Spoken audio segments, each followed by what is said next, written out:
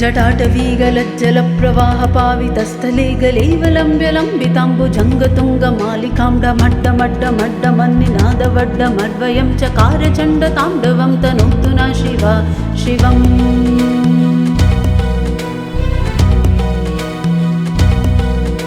जटाकटाह सम्भ्रमा ब्रह्मनिलिम्पनिर्जरी विलोलवीचि वल्लरै विराजमानमूर्धनि दघद्दघद्दघज्ज्वलल्ललाटपट्टपावके किशोरचन्द्रशेखरे रतिप्रतीक्षणं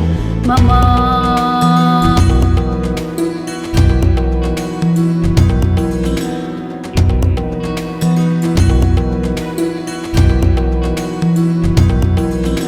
धराधरेन्द्र नन्दिनी विलासबन्धुबन्धुरा स्फुरादिगन्तसन्तति प्रमोदमान मानसे कृपाकटाक्षधूरणी निरुद्धदूर्धरापदि क्वचिदिगम्बरे मनो विनोदमेतु वस्तुनि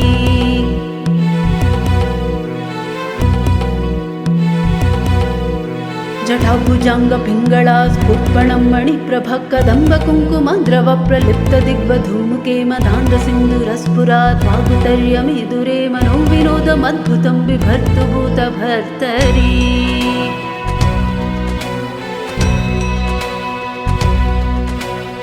ॐ नमः शिवाय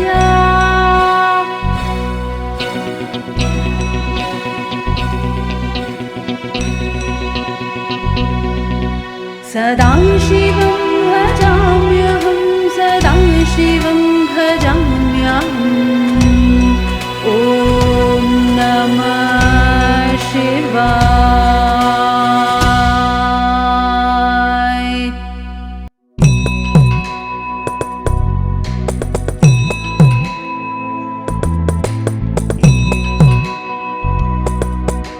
सहस्रलोचन प्रभृत्य शेषलेखशेखरा प्रसूनधूलिधोरणी विदूषरङ्गपीठभूभुजङ्गराजमालया निबद्धजाटजूटका श्री ऐचिराय जायतं चकोरबन्धुशेखरा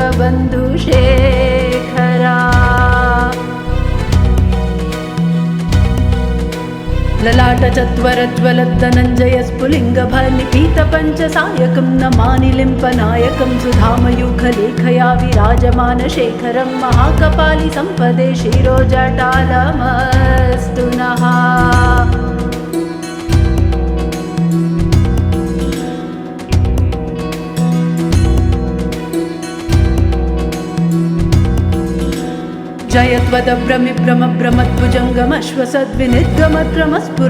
जयत्वदभ्रमिभ्रमभ्रमद्भुजङ्गमश्वसद्विनिर्गमद्रमस्फुरत्करालबालहव्यवट् धिमिद्धिमिद्धिमिध्वनं मृदङ्गतुङ्गमङ्गलध्वनित्रमा प्रवर्तिता प्रचण्डा ताण्डव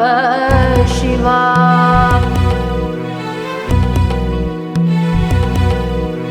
इमं हि नित्यमेव मुक्तमुत्तमोत्तमं स्तवन् पठन् स्मरन् भुवन् नरो विशुद्धिमेति सन्ततं हरे गुरो सुभक्तिमाशु याति नान्यतागतिं विमोहनं हि देहिनां सुशङ्करस्य चिन्तनम्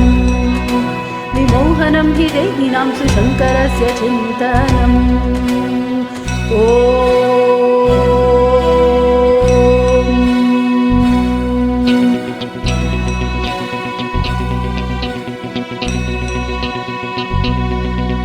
शिवेति मन्त्रमुच्चरन् सदा सुखी भवाम्यहम्